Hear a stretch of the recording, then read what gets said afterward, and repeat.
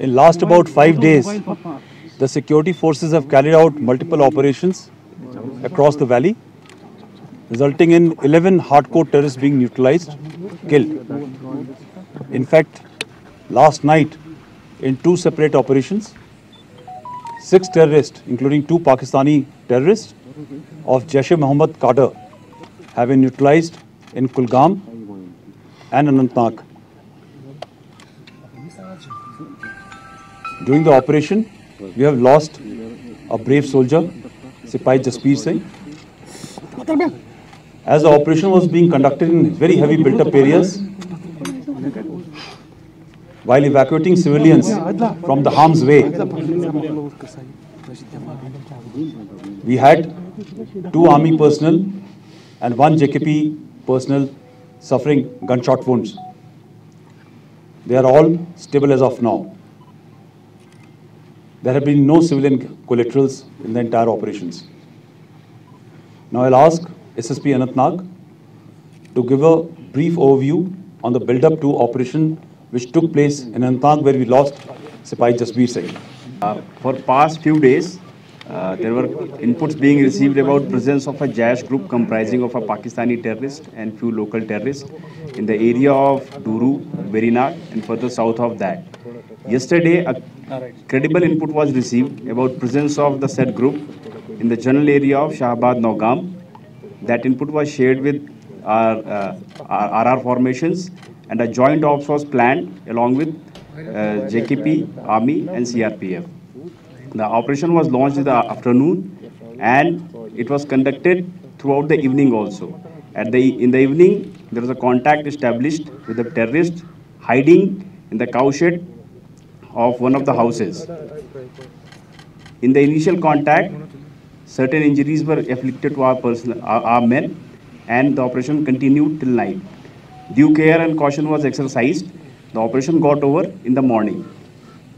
The identity of deceased terrorists was established. One of the terrorists was identified as Nisar Ahmed Khande, resident of Dudhwagan. He has been a recycled terrorist of 2000 vintage. He had joined Huji Tanzim in 2000, and in 2017 again he got recycled. Another local terrorist has been identified as. The numbers this year have reduced in terms of recruitment. There's a very interesting trend which is coming to light, which I thought I must share with you all. The senior youth, which is aged beyond 20, 21 and above, are not joining the ranks.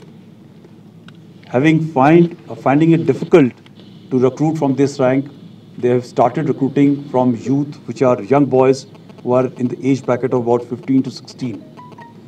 The second trend which is coming out very clearly is that they are no more proud of themselves of picking up weapons. So they are not declaring their names. Whosoever is joining is trying to hide his identity.